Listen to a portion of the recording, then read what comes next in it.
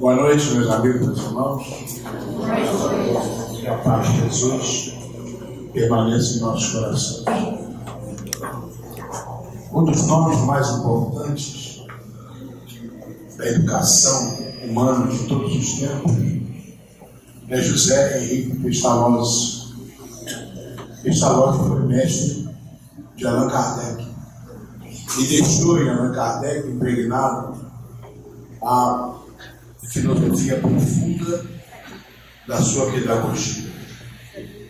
Pestalozzi revolucionou o processo educacional e criou para a humanidade uma nova proposta pedagógica e começou logo a dar extraordinários resultados. Naquela época, os professores mantinham uma distância bastante grande dos seus alunos.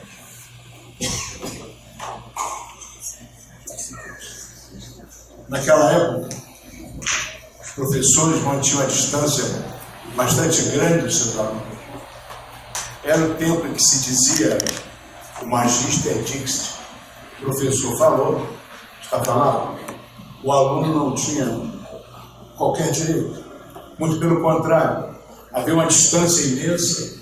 O professor ficava mandando e comandando, muitas vezes de maneira arbitrária, autoritária, aquela garotada que crescia nas suas mãos.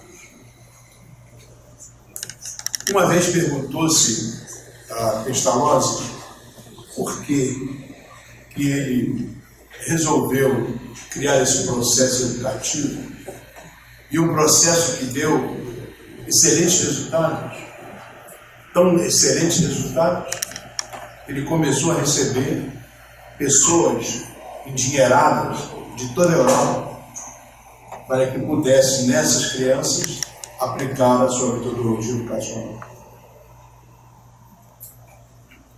Pestalozzi estava com muita idade, cansado, sofrido, havia sido muito incompreendido, muitas vezes, ao longo de sua vida, mas agora ele estava à vontade para explicar por que, afinal de contas, aquele método deu tantos resultados tão especiais.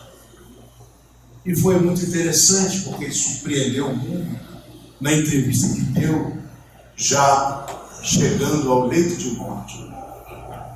Ele disse: quando meu pai morreu, nós éramos muito pequenos e a nossa família passava por grandes dificuldades. Mamãe não tinha uma saúde muito boa e nós, todas as crianças, não tínhamos condições de alcançar por nós mesmos o melhor no nosso sistema. Mas havia lá em casa uma senhora vinda do interior que trabalhava conosco. E meu pai confiava extraordinariamente nessa senhora. E disse a ela: eu vou morrer, mas quero que você cuide de minha família, para que a minha mulher e meus filhos possam alcançar o melhor em suas vidas. Então Pestalozzi fala de Babel. O nome é esse Babel, uma mulher simples, humilde, vinda do interior. Pestalozzi vivia em Zurique, na Suíça, onde faz um calor, um frio muito grande. E diz Pestalozzi: Babel era uma mulher extraordinária, muito afetiva. Ela cuidava das galinhas, ia vender os ovos na feira da cidade. Ela cuidava da horta, ia vender na feira da cidade os produtos que colhia, e com isso ela nos sustentava. Nós éramos tão pobres e a nossa vida era tão difícil que não tínhamos nem recursos para comprar madeira para acender um fogo dentro de casa. E naquele inverno terrível que fazia em Zurique, com temperaturas que muitas vezes ficavam bem abaixo de zero, o frio era terrível. Então Pestalozzi dizia: Deus jamais pode esquecer daquela mulher. Ela simplesmente nos chamava a todos, era pouco, usava vestidos muito largos, muitas roupas, e ela então nos colocava junto delas e nos abraçava, fazia com que nós sentíssemos o calor do seu corpo. Aquela mulher gorda nos abraçava a todos e começava a cantar. Cantava as doces canções que ela havia aprendido no interior. Era interessante, dizia a Pestalosa, era interessante aquele momento, porque era uma coisa tão afetiva, era uma coisa tão generosa, e o calor humano que saía daquela mulher, analfabeta, faltavam alguns dentes na frente, mas que trazia dentro de si aquele amor acendrado por nós que ali estávamos.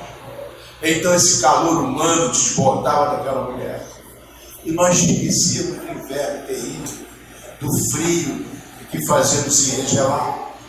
E ela cantava aquelas sublimes canções tão simples que vinham do interior. Aquilo nos aquecia e nós adormecíamos embaixo dos seios de Babel. Nós adormecíamos e tínhamos sonhos maravilhosos, porque aquela voz doce e suave cantava sublimes canções. Aquilo era tão bom para a nossa vida, que nós guardamos isso para o resto. E quando eu comecei a pensar nas questões educativas e vi as enormes dificuldades encontradas para educar as crianças, eu me lembrei de Babel e achei que educar era um processo de afetividade. Então eu envolvi as crianças, e lá na Suíça, em vários lugares a gente vê, primeiro trabalhamos com os órfãos em instância, órfãos que não tinham ninguém abandonado. Nós abraçávamos as crianças, nos ajoelhávamos com elas para ficar do tamanho delas. E era tão bom que nós cantávamos aquelas doces canções que as crianças conheciam, que vinham do interior, eram sofridas. E assim como aconteceu conosco muitas vezes, com Babel, parece que o frio passava e aquelas canções e o afeto, do calor humano, do abraço, do beijo, do aperto de mão, do sorriso amigo, do interesse, a afetividade. Aquilo era magia que transformava aquele processo relacional, educativo, uma coisa muito humana, uma coisa profundamente amiga, uma coisa que despertava dentro de nós algumas coisas novas, que nos davam alegria e esperança. A voz de Babel marcou a minha vida, e era interessante de ver aquele homem que havia atravessado tantas dificuldades, mas agora havia começado a ser reconhecido como o pedagogo da fraternidade, porque é isso mesmo, a pedagogia de Pestalozzi passou a história como a pedagogia da fraternidade.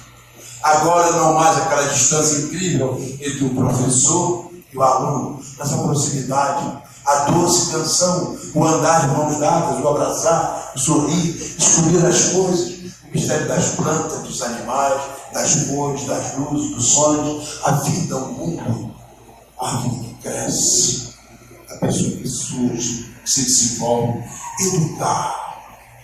Dizia Pestalozzi, ex do cérebro. Na verdade, o ex é de exteriorizar, é de botar para fora. E do cérebro é de lecionar. Nós somos seres divinos. Pestalozzi era de formação evangélica. Nós somos seres divinos. Então, educar é botar a nossa divindade para fora. Mas se a divindade é amor, como é que se coloca para fora alguma coisa sem amor? Então, o segredo de Pestalozzi era a lembrança das canções de Babel.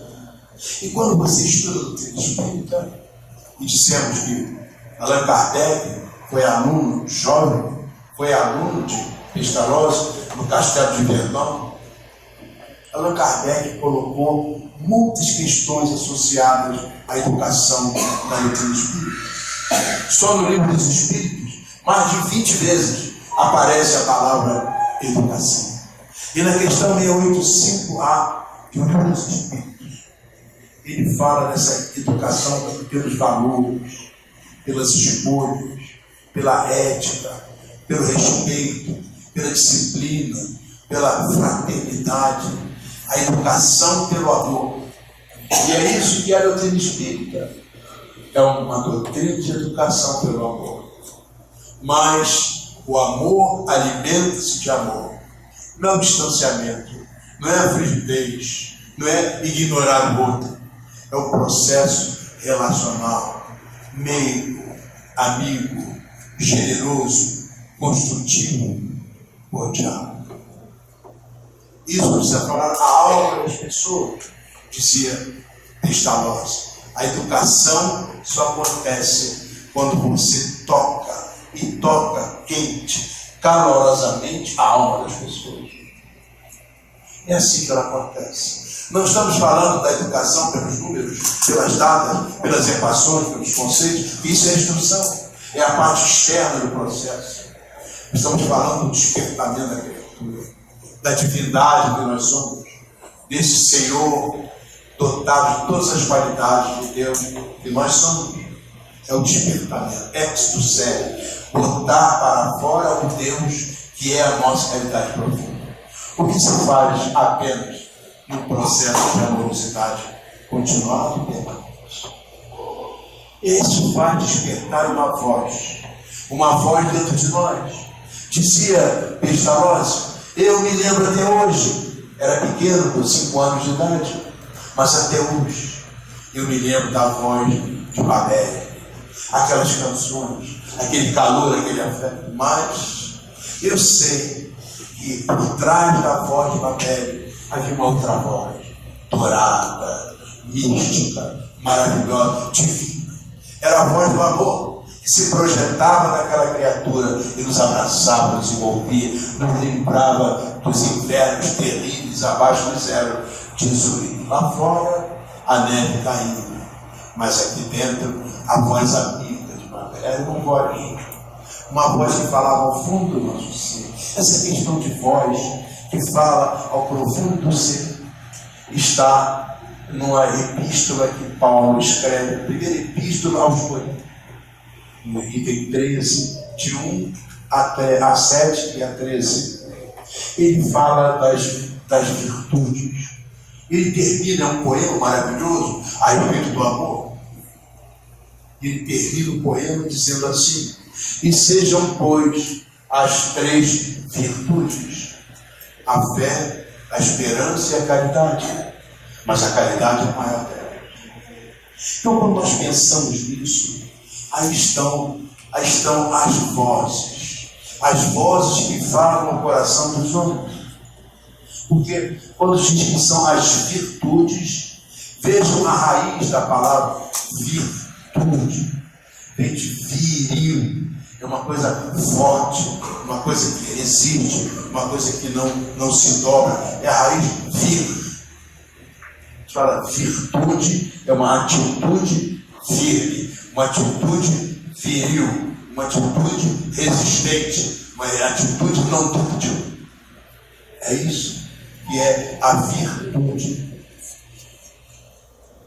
Os nossos irmãos da Igreja Católica atentaram para essa passagem de Paulo, que é absolutamente precisa e interessante. Eles disseram, essas são as virtudes teologais, isto é, ponto de honra do conhecimento da doutrina católica, virtude teologal. Então já vimos que virtude é uma coisa forte, enérgica, e teologal é formado de teos, que é Deus, e logos é a palavra de Deus.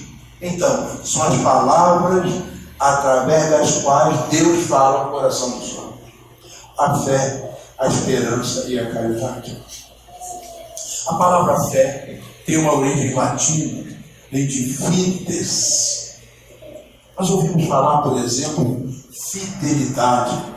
É o mesmo conceito da palavra fé, fides. Quando nós pensamos na alta fidelidade, isso significa que houve entre o emissor e o receptor, uma sintonia fina.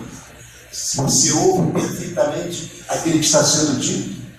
Então, uma alta fidelidade é uma sintonia clara, perfeita, sem rasuras, sem ruídos, você entende perfeitamente. Mas nem sempre nós conseguimos uma alta fidelidade. Porque o que nos dá essa ligação, fidelidade ou não?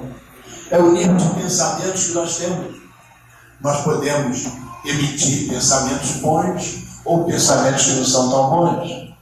Pensamentos bons, eles têm determinada faixa de frequência vibratória. Pensamentos que não são bons, têm outra faixa de frequência vibratória. Essa faixa de frequência, ela não fica com a gente, ela sai de nós. Quando eu emito um bom pensamento, ele não fica aqui, ele se passa por mim, mas ele sai à minha volta. Dizem os benfeitores que os espíritos superiores vibram em ondas ultra microcurtas. São ondas cósmicas, são ondas tão pequenas, tão rápidas, elas são capazes de varar distâncias que nós não somos capazes de compreender. Quando você faz uma oração verdadeira para uma pessoa, aquilo é uma onda muito curta, porque é cheia de amor. E esteja onde estiver essa pessoa, aquela onda chega lá. Pode estar na China, na Cochinchina, no Nepal, em qualquer lugar. Agora mesmo nós falamos de pessoas que desencarnaram, não tenho dúvida, nós fizemos isso com todo amor. As ondas chegaram lá, onde quer que elas estejam, porque é assim que as coisas funcionam. Mas existe também o contrário, não é? Se eu tenho maus pensamentos, maus sentimentos, essas ondas não são curtas, essas ondas são mais longas. As ondas mais longas, elas não vão muito longe. E elas ficam aqui à minha volta, criando um clima mental que certamente não nos favorece. Então essas ondas, cuidado com elas. Elas fazem mal, primeiramente, a mim mesmo. Porque elas saem da minha essência, daquele mim que pensa, que sente, que ama, que chora, que ri, que sonha, que é o meu espírito. Meu ser sai de mim, varre toda a minha estrutura orgânica e se oferece aí fora. Mau pensamento varre essa estrutura orgânica, desorganiza essa estrutura e faz mal primeiro a mim mesmo. Uma má intenção faz mal primeiro a mim mesmo. Então isso é questão da fé. Onde é que eu sintonizo? Eu estou sintonizando, ou seja, a frequência média dos meus sentimentos está mais para ondas curtas ou mais para ondas longas. Então, o interesse, a prevaricação, o suborno, a corrupção, a mentira, a vingança, o ódio, essas coisas todas saem de mim o tempo todo. Em ondas longas, não vão muito longe. E fazem mal primeiro a mim, mas criam à minha volta um ambiente profundamente desfavorável à evolução espiritual. Mas se a média dos meus pensamentos de boa vontade, de ternura, de solidariedade, é de compreensão, então à minha volta existe um clima mental que favorece o bem, a harmonia. Então, como nós falamos, isto é fé. Porque, vejam bem, há uma grande diferença de crença e fé. A crença é alguma coisa de fora para dentro. Eu acredito na reencarnação, eu li os espíritos, eu li uma opção de coisa, eu acredito na reencarnação. Isso é uma crença. Mas se isso não muda nada, a minha maneira de ser, de pensar, de agir, não muda nada a minha vida hoje, então a gente ficou sendo só uma crença. Agora, se eu acredito na reencarnação, e aprendo que pela primeira vez na história do pensamento humano, nós entendemos que a reencarnação faz parte do processo evolutivo. Nós estamos hoje aqui resgatando os erros do passado, mas ao mesmo tempo temos a oportunidade bendita de crescer na direção do bem. Esse é um processo educativo, de evolução, de desenvolvimento. Então, se eu entendo a reencarnação dessa maneira e começo a tentar pautar a minha vida por esse processo de crescimento, de resgate, aceitação do resgate, de evolução, então deixou de ser uma crença, passou a ser uma fé, porque é dentro de mim que é uma fé. Essa é a diferença de crença e fé. Crença é de fora para dentro. Eu adquiro crença ouvindo aulas, palestras, vendo filmes, assistindo teatro. É de fora para dentro. É alguém que diz alguma coisa e que eu acho interessante. Mas a fé é alguma coisa de dentro para fora. É da essência do ser para fora. A fé nos coloca na estrada, diz os benfeitores. A fé diz assim, vai, caminha. É uma voz que fala dentro de nós. Madame Curie falava dessa fé. Madame Curie, uma das maiores inteligências de todos os tempos que a humanidade já recebeu. Uma mulher, nasceu na Polônia e que foi estudar na França. Recebeu 2 vezes o prêmio Nobel. É um caso único. 2 vezes recebeu o prêmio Nobel. Na física e na química. Ela mergulhou na intimidade da matéria. Numa época, no final do século XIX, início do século XX, numa época que não havia os equipamentos que nós temos hoje, Madame Curie começou a trabalhar profundamente preocupada em descobrir essas estruturas da matéria. Ela não conseguiu convencer muitas autoridades. No máximo das suas pesquisas, ela recebeu assim um barracão ali em Paris, um barracão onde havia uma entrada de ar terrível por cima e uma entrada de ar terrível por baixo. Naqueles invernos cortantes de Paris, o vento gelado entrava por cima e saía por baixo. E muitas vezes por baixo vinham animais daninhos que estavam ali ao redor do chão. Mas aquela mulher estava lá, dia após dia, ano após ano. Imagina, sabe o que é pet blenda? Pet blenda é uma pet pica de malacaxeira. Antigamente, os ferros elétricos usavam na resistência aquela coisa tão levinha. Imagine 50 toneladas daquela coisa tão leve. Aquilo cria uma massa gigantesca, muito maior do que esse local que nós estamos aqui. O volume é imenso. 50 toneladas de malacaxeira, de bica, de pet, para extrair, ao longo de anos e anos de pesquisa, para extrair um micrograma, uma milionésima parte de um grama de uma substância que brilhava no escuro. E ela via, sem os instrumentos que nós temos hoje, ela via que estava enxergando uma outra propriedade da matéria, que nós conhecemos hoje como radioatividade. Não era compreendida, não era aceita. Quando houve a Primeira Guerra Mundial, ela já dominava perfeitamente as questões associadas ao raio-x. Então ela construiu equipamentos de raio-x e levou para o fronte, para a batalha. E pela primeira vez na história da humanidade, nas guerras, foi construído com Madame Curie. Foram construídos esses equipamentos para que lá, na frente da batalha, ela pudesse tirar radiografias das pessoas que estavam combatendo. Era uma heroína na retaguarda, recebendo tiro por tudo quanto é lado e tirando radiografia para ver as fraturas das pessoas, cuidar das pessoas. Era uma mulher assim. Ao longo dos anos 10, dos anos 20, dos anos 30 do século passado, uma criatura admirável que pesquisava essas questões ligadas à radiação, que não se conhecia exatamente o que era isso naquela época.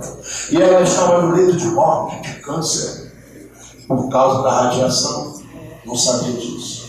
Então ela responde ao repórter que pergunta: o que levou você a passar tantos anos dentro daquele laboratório terrível? 50 toneladas de malacaxeira para extrair um micrograma de uma substância radioativa. 50 toneladas. O vento terrível que entrava por cima, o cheiro que vinha de baixo, os animais daninhos, tanta dificuldade, tanto problema. O que levou você, Maria? Madame Curie era Maria. O que levou você, Maria, a fazer essas coisas? E ela no leito de morte, o câncer tomando conta, não sei. Mas havia uma voz que falava no fundo de mim, falava a minha fé, e dizia: vai, Maria, isso que você está pesquisando será uma bênção para a humanidade. Os homens vão precisar muito disso no futuro. E você deve levar a sua vida, o seu conhecimento, a sua inteligência, o melhor da sua energia para isso, a fim de que lá adiante multidões sejam beneficiadas. E quando você vê hoje os aparelhos que tratam o câncer, todos eles são baseados nos estudos que fizeram o trabalho de Madame Curie. Todos esses processos que têm radiação, todos eles são baseados naquelas pesquisas de Madame Curie. E mais, a noção que se tem hoje da estrutura atômica recebeu aplicações maravilhosas da inteligência daquela mulher e começou a despertar a humanidade para uma outra propriedade da matéria, que aproxima cada vez mais das questões energéticas e vibratórias, levando a humanidade a uma nova perspectiva. O leito de morte, ela fala da fé. Era uma voz que falava dentro de mim, ao mesmo tempo doce, suave, mas firme e forte, incisiva, dizendo: vai, Maria. Independente do inferno terrível, dos animais daninhos, independente da incompreensão, da maldade, dos tiros, da guerra, vai, Maria. Que a humanidade precisa disso. E eu não conseguia resistir, dizia ela, já com a voz muito débil, no leito de morte. Eu sabia que aquilo era importante e necessário, e por isso nós conseguimos estar felizes. Muito feliz. Vai, Maria. A voz que fala aos homens. Há uma outra voz que é citada por Albert Schweitzer. Albert Schweitzer é um consertador de órgãos. E para consertar órgão, ele tinha muita habilidade nisso. Ele tinha que tocar o órgão para saber se estava afinado, se estava arrumado, se estava equilibrado, se estava ajustado. E começou a se destacar como um gênio, o melhor intérprete do mundo de Johann Sebastian Bach. Os auditórios antigos, as multidões elegantes, curtas da Europa, para ver aquele homem que começara a vida consertando órgão, mas que agora dava concerto de órgão maravilhoso. Ninguém interpretava Bach como aquele Albert Schweitzer. Estava ganhando dinheiro, tinha nome, prestígio, mas ficou adoentado no véu médico. Enquanto aguardava o momento de ser atendido, havia umas revistas velhas. Essa coisa de consultório de médico, uma revistas velhas, ele começou a folhear uma daquelas revistas e havia uma reportagem terrível sobre as doenças da África Equatorial, especialmente um lugar chamado Lambaréné, dominado pelos franceses. As pessoas morriam aos magotes. Havia ali apenas os feiticeiros que cuidavam das doenças das pessoas, mas a febre tomava conta, a mortandade era imensa, as crianças morriam assim, com uma facilidade imensa. E naquele momento, aquele grande organista, aquele grande intérprete de Bach, resolve estudar medicina, faz o vestibular, forma-se em medicina, especializa-se anos depois em doenças tropicais. Vendeu tudo que tinha e foi embora para Lambaréné. E ali havia um galinheiro velho e abandonado. Ele então chama as pessoas e vamos fazer alguma coisa aqui que vai ajudar. E as pessoas foram ajudar, as pessoas da tribo. Os feiticeiros da tribo dançavam, tocavam seus cantantes para ver aquele jovem médico que começava a cuidar das pessoas. Aquele galinheiro recebeu barro, criaram uma janela e ele dizia, ele era evangélico também. Ele dizia assim: eu não tinha a menor condição de fazer nada naquilo, mas havia uma voz dentro de mim. Dizia: vai, Albert, isso é necessário e importante. Eu então abri a janela.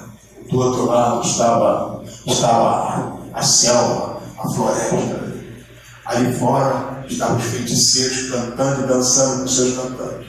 E as pessoas preocupadas porque havia mais um doente na maca que estava ali em cima da mesa, que estava ali em frente à janela.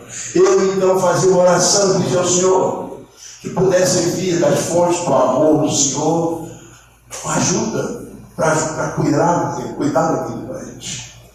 E dizia uma coisa interessante.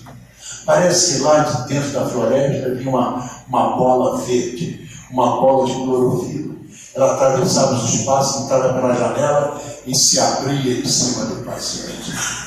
Eu não sei como, não adianta me perguntar. Havia uma voz que dizia: coloca as tuas mãos. E eu colocava as mãos e operava a criatura. E assim as coisas aconteciam. Agora ele já estava com 94 anos.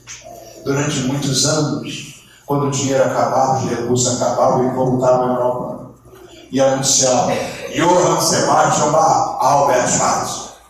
E as salas enchiam. Ele já não tocava mais 8 horas por dia, porque não havia condições. Ele era um médico que cuidava das pessoas. Mas ninguém ia assistir o grande concertista. Queriam ver aquele maluco que havia abandonado o conforto da Europa, havia abandonado o dinheiro, o prestígio, as posições, a admiração, para trabalhar naquele selvagem, cuidando de doenças que ninguém sabia como é que começavam, mas que rapidamente matavam todo mundo. E iam matar o próprio doutor daqui a pouco. É o que diziam, aquele doido. Mas entre aquelas pessoas que vinham assistir, alguns se tocaram pela mensagem dele e criaram um fundo. E esse fundo começou a gerar dinheiro para manter o hospital de Tambareira. Agora não era mais o Marinheiro, já era um outro hospital. Hoje, o hospital ainda está lá. É o maior centro de referência de tratamento de doenças tropicais do mundo. O maior centro. Quem quiser fazer doutoramento em doenças tropicais vai estudar lá. Mais elevado nível de estudo, de pesquisa do mundo em ciências em doenças tropicais. Está lá.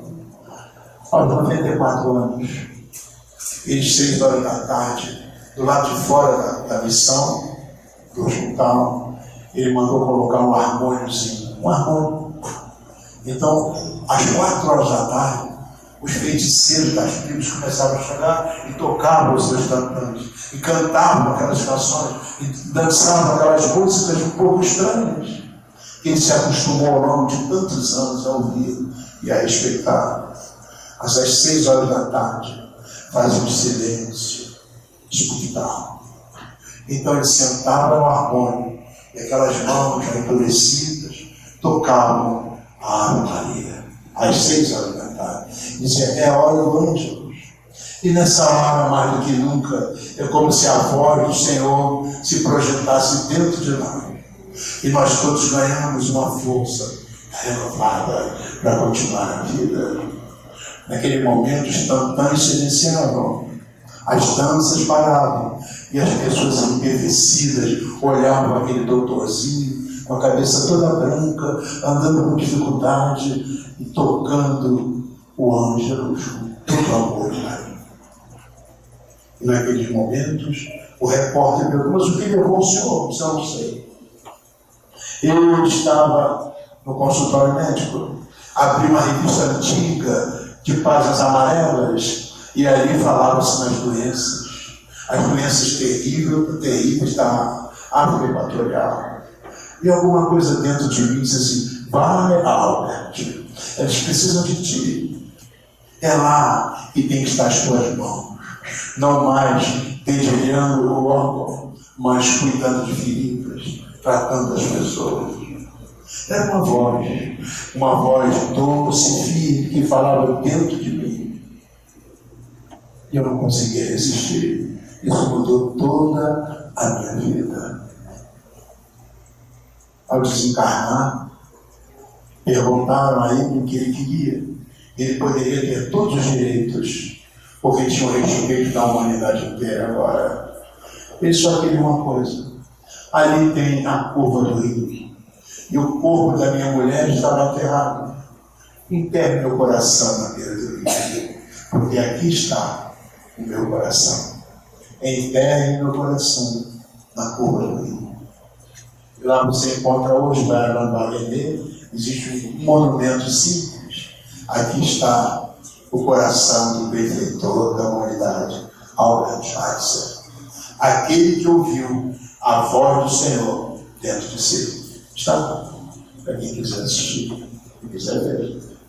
Albert Schweitzer, a voz que fala.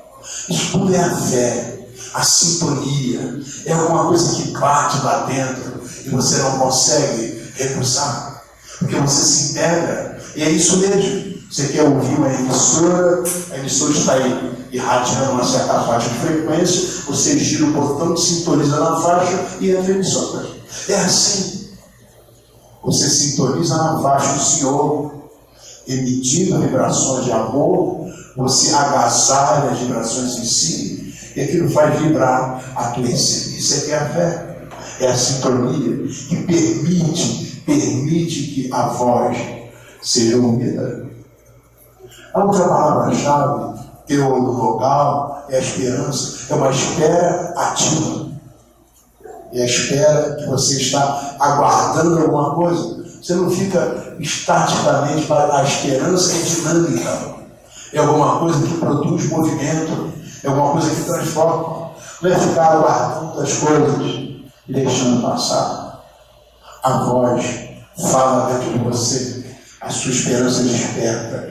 E você começa, alguns anos atrás, nós fazíamos parte de um grupo que fazia atendimento a encarcerados lá no Rio de Janeiro.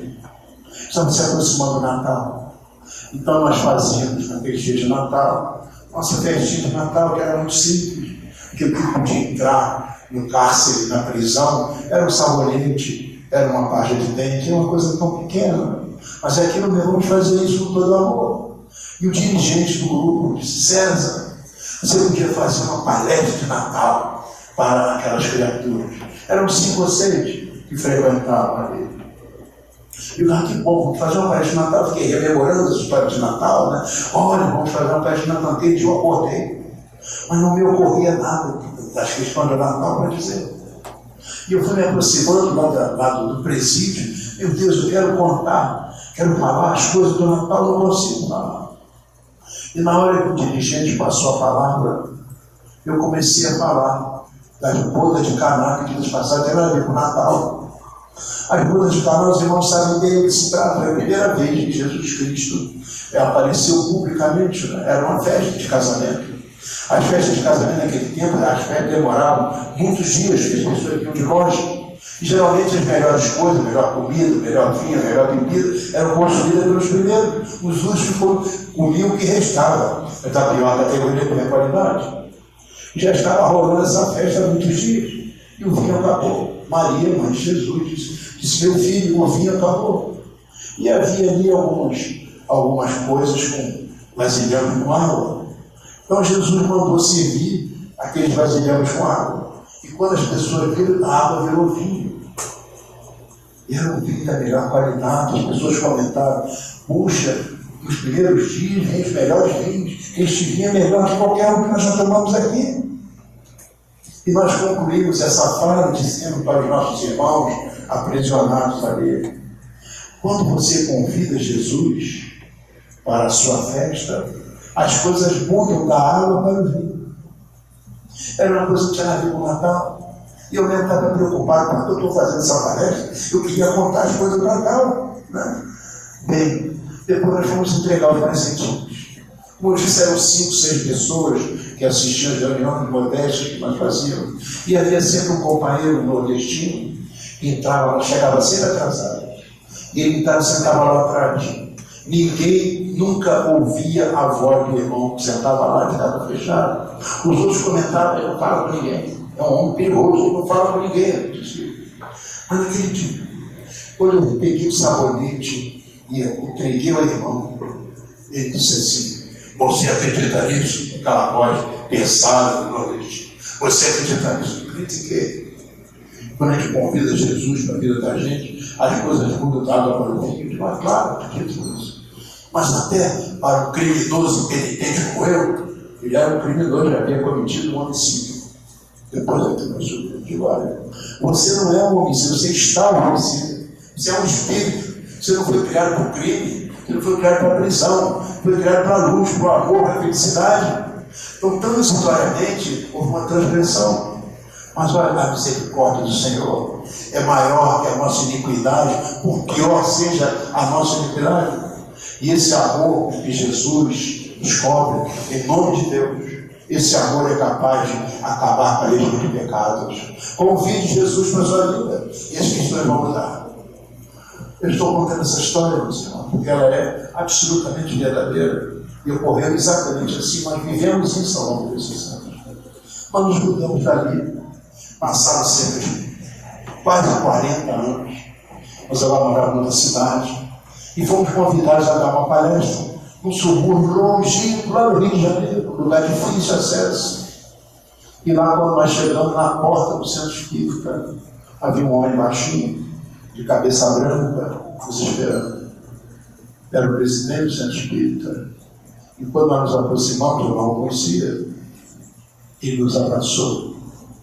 E quando ele falou no meu ouvido, eu reconheci imediatamente o prisioneiro. Ele disse: é verdade, quando a gente convida Jesus para a vida da gente, as coisas mudam da água para o vinho. Eu chorei de emoção. E mesmo hoje, ao contar essas coisas, a emoção toma conta do meu coração.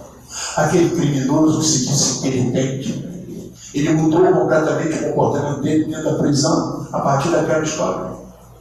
Mudou, começou a refletir sobre o significado. Ele disse para mim: é uma esperança nova, que naquele momento falou no fundo do meu coração. Você pode, levanta, você caiu, escorregou, mas levanta, sacode a poeira, dá a volta por cima e caminha, porque Jesus está com você na estrada.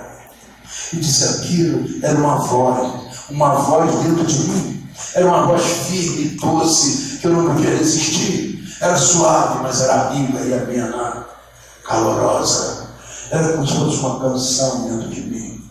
Aquilo deu uma esperança nova, e aquela voz falou dentro de mim. E hoje estou aqui, presidente do Centro Espírita do Rio de Janeiro. Conseguiu melhorar a passagem dele na prisão, conseguiu modificar as questões da condenação, e estava lá. Ele é hoje presidente do Centro Espírita no subúrbio do Rio de Janeiro. A voz que fala no fundo da alma. Então, nós temos a fé e a esperança. E a maior de todas, disse Paulo, é a caridade. Interessante essa ideia da caridade. Tão importante é a caridade no movimento espírita, na doutrina espírita. Chico Xavier dizia isso. A palavra mais importante do espiritismo é caridade. Caridade é o amor em movimento, dizia ele. Caridade é uma espécie de mola. O amor está lá dentro de você. O amor é apenas um sentimento, mas a caridade é a ação. Então, quando a caridade chega, ela é uma mola que impulsiona o amor, que sai de dentro de você e começa a agir à sua volta, fora de você. Então, a caridade é uma pulsão. A caridade é legitimamente alguma coisa de ordem espiritual. Isso bota para fora de você forças inimagináveis, que são as forças do amor. Caridade, do latim, charitas, charitate, o amor que se desloca. Esse é o sentido da palavra, o amor que se movimenta. Então, é por isso que Paulo disse que caridade é a maior de todas, porque é o amor. Eu falei a vocês alguns exemplos de fé que se transformou em amor, alguns exemplos de esperança que se transformou em amor, mas a caridade é o amor que é o amor. É absolutamente essencial. Por isso é a maior de todos os sentimentos. Caridade é a sequência que faz com que as criaturas possam perceber isso de outra forma. Há uma passagem interessante com Mahatma Gandhi e a questão do imposto do sal. A Inglaterra era o país mais poderoso do mundo na época, mais rico. E uma das posses da Inglaterra era o subcontinente indiano, enorme, cheio de riqueza. E a Inglaterra dominava a Índia. Na Índia, de outro lado, havia guerras internas terríveis, sobretudo por questões religiosas, além das questões ligadas ao domínio inglês, que aproveitavam as questões religiosas para disseminar cada vez mais as diferenças que ali existiam. Mahatma Gandhi aparece, a grande alma da Índia. E a iniquidade inglesa fez baixar o imposto sobre o sal. Vocês sabem como é que o sal aparece, né? Na verdade, é a natureza. Ali está a água do mar, ela evapora e fica um sal. As pessoas pegam o sal grosso, ensacam o sal, batem o sal e vão vender na feira. Havia milhares e milhares de hindus que dependiam do sal para vender o sal na feira e receber umas moedas, uns centavos de rúpias, alguma coisa ínfima para conseguir o mínimo da sua alimentação. As doenças terríveis que graçavam pela Índia, doenças da anemia, doenças da fome, doenças da falta de alimentação adequada, da falta de higiene, da falta de recursos, da falta de água, da falta de esgoto, da falta de tudo. Mas um pequeno dinheirinho que dá pelo menos para comprar um graveto de alimento, um pedaço de pão para moer e roer o dia inteiro como um alimento. Era disso que milhares e milhares de hindus viviam, graças ao sal que brotava em alguns lugares em grande quantidade. O país mais rico do mundo, o maior dominador do mundo na época, baixa o imposto do sal e coloca tropas ali nas praias onde o sal aparecia graciosamente. Coloca tropas para tomar conta. Então Gandhi escreve uma carta para o primeiro-ministro da Índia. Vossa Excelência sabe quantos milhões de pessoas dependem desse sal. Vossa Excelência sabe a riqueza que a Inglaterra tem. Ela não precisa desses trocados, então eu peço, em nome do povo da Índia, por favor, retire o custo do sal. Quando a carta chegou, perguntou o primeiro-ministro: quem é? Esse é um baixinho careca que anda sempre com uma cabritinha de um lado para o outro. É um jeito meio estranho. É um advogado, fala até bem inglês, estudou na Inglaterra, mas ele vive no ashram retirado.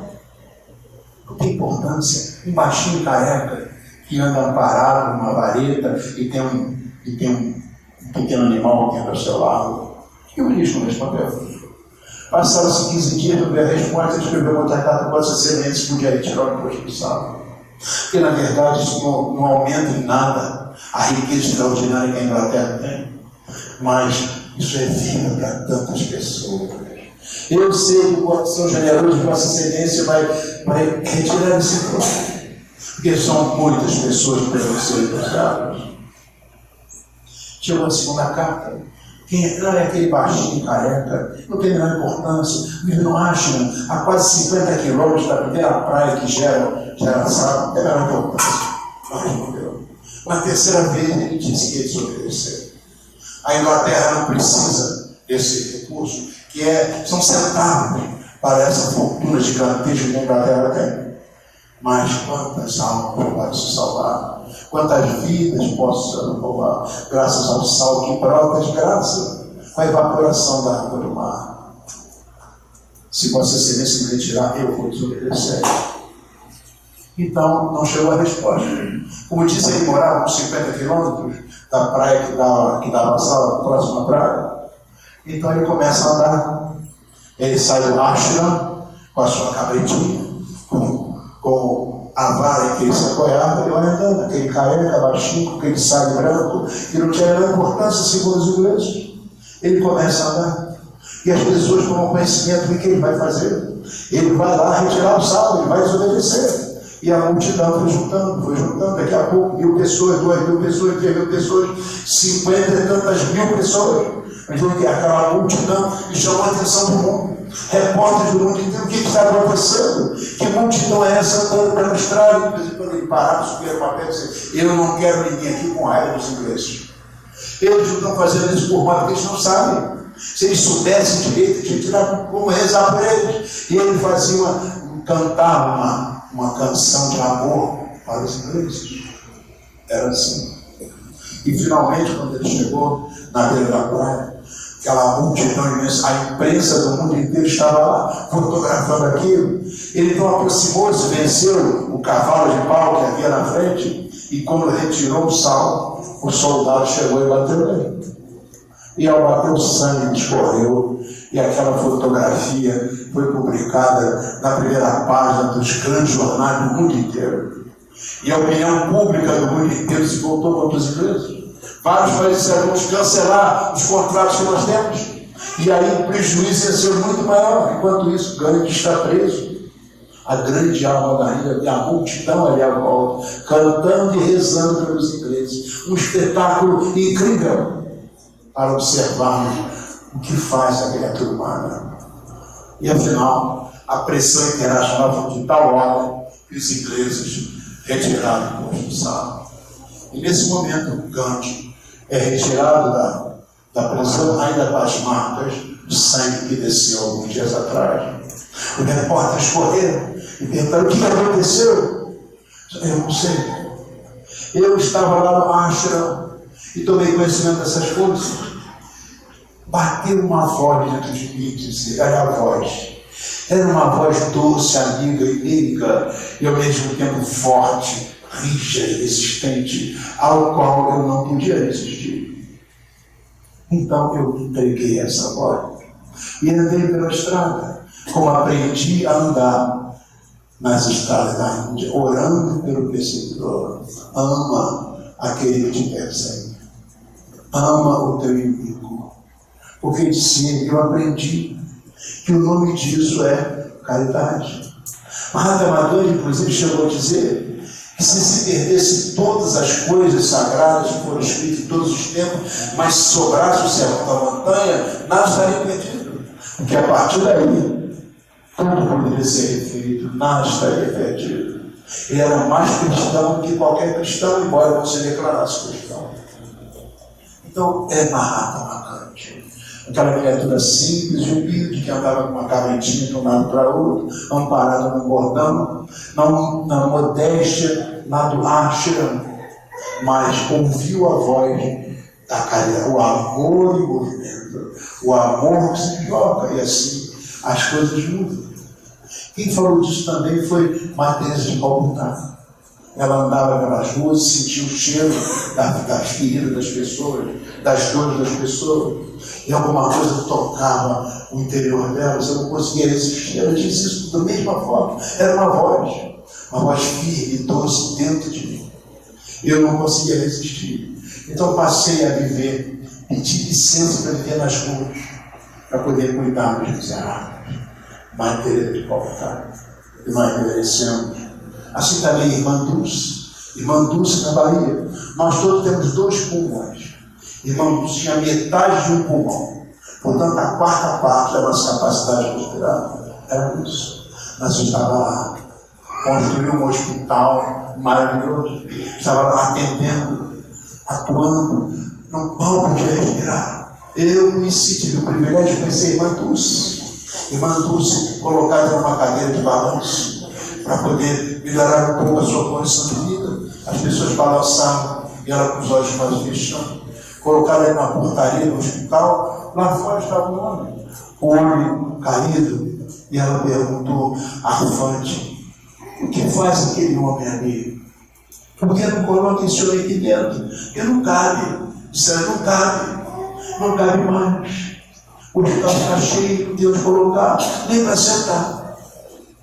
Então a Irmã Dulce, com muita dificuldade, foi levantando daquela cadeira: traz e senta aqui, senta no meu lugar. As pessoas estão espantadas, e você não percebe?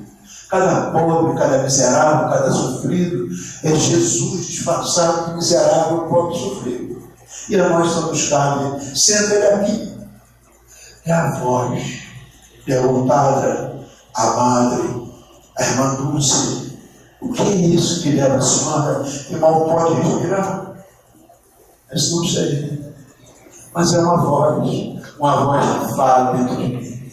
Eu não consigo resistir. Talvez vocês digam: mas você está falando aí de Irmã Dulce, Mãe Teresa, Albert Schweitzer, Mahatma Gandhi. Mas eu não sou nada disso. Não, só eu vou contar uma história para vocês. Sabe, eu sou professor de matemática. Mas matemática tem muita gente que olha assim, vai ser que é uma coisa muito difícil, mas pessoas de matemática aula na universidade de cálculo diferencial integral. E naquele dia tinha prova, naquele tempo tinha prova na universidade. Estava a turma lá sentada, e eu estou aqui, passei as questões, distribuí, e comecei a olhar e vi que lá atrás tinha um aluno que fiquei preocupado. Pensei que ele tivesse, sabe aquela doença de São Quilo, A pessoa não para de se mexer, mexe para lá, mexe para cá. Tem a sensação dele, ele está passando mal. Vou lá ver o que aconteceu. Fui devagarinho pelo lado da sala grande, e quando cheguei perto, verifiquei que na decisão aquilo era um massinho de cola que ele havia feito. Então, eu peguei uma caneta vermelha, porque essa é a orientação da faculdade. O aluno que vai apanhando colando, ele toma 0 no ar. Peguei a caneta vermelha. Meu amigo, lamentavelmente você está colando. Isso é incrível. Um pedacinho de papel desse tamanho, de umas 50 formas de limite derivado integral. Umas 50 formas. Olha o tempo que você levou fazendo essa cola. Se você estudasse um pouquinho, certamente você não tirava 0. Mas você está colando, tirou 0. Ele virou para mim e disse assim: bem que a voz me avisou. O que é isso? Pois é, professor. Quando eu estava fazendo a cola, alguma coisa dizia, aquele professor enjoado, aquele professor toma conta, não fica lá sentado dentro do jornal na frente, não. Ele fiscaliza a prova, estuda. A voz me avisou, mas eu não obedeci, tá vendo? A voz fala até no aluno colador. Então fala em todos nós. É isso. Não é só a Tereza, não é a irmã Dulce, não são só essas grandes almas. A voz fala em todos nós. E fala durante todo o tempo. Porque essa expressão, as virtudes, as coisas fortes, Deus disponibiliza para nós durante todo o tempo. A voz de Deus fala em nós durante todo o tempo, porque nós somos deuses, pela nossa natureza, pela nossa essência. Acontece que nós não ouvimos a voz de Deus. Existe uma porção de anteparos, de obstáculos, nosso orgulho, nossa vaidade, nossa incompreensão, nossa luxúria, nossa indisciplina, enfim, são espólios, anteparos. A voz de Deus está falando entre nós, mas só no momento de coladura que a gente consegue ouvir, só no momento de tragédia imensa que a gente consegue ouvir. Não é? Fala dentro de nós. Então, quando nós estamos aqui reunidos, discutindo um pouco, refletindo um pouco sobre essa passagem, lembramos da nossa doutrina, educação, expulsar, botar para fora o Deus que nós somos, que nossa realidade profunda. Mas para que isso aconteça, veja, entra na estrada, a estrada da evolução, que começa pela fé, ou seja, a sintonia com esses temas mais profundos da realidade do ser. A fé que faz você avançar. E quando você cair, porque nós vamos cair, somos frágeis, nós estamos muito longe da perfeição, vamos cair. Aí a outra palavra vai falar dentro de você, a esperança. Por pior que seja a sua dificuldade, por maior que seja o seu problema, a esperança está viva, a espera ativa. É alguma coisa ativando a tua essência e fazendo você despertar para uma nova realidade, como aconteceu com o meu amigo, meu irmão da prisão. A esperança está lá. Entra na estrada, caminha. Quando você escorregar e cair, fracassar, cometer um erro, desvario, que vamos cometer, levanta, sacode a poeira, disse meu amigo, dá a volta por cima, porque a esperança diz: convida Jesus para a tua vida. E sempre que você cair, Ele, Jesus, é o nosso bom pastor. Nós somos ainda, muitas vezes, as ovelhas transviadas do rebanho do Senhor, mas Ele continua sendo o bom pastor. E o olhar de Jesus, a mão de Jesus que diz: levanta e caminha comigo. Isso está pela sua amorosidade integral, incondicional, à nossa disposição durante todo o tempo. E, finalmente, vamos lembrar disso. Você entra na estrada porque a fé te coloca nela. Você levanta quando cai, que a esperança faculta isso para você. Mas aquilo que te luariza, aquilo que te ilumina, nem é a fé, nem é a esperança. O que te ilumina verdadeiramente é a prática da caridade. Por isso a doutrina diz esse fundamento, o processo educacional espírita, esse fundamento. Fora da caridade, não há salvação. É uma questão salvífica. Essa questão da salvação não é mais pelo livro, não é mais pela igreja, não são pelas coisas da cultura de fora para dentro, mas são as coisas da sabedoria.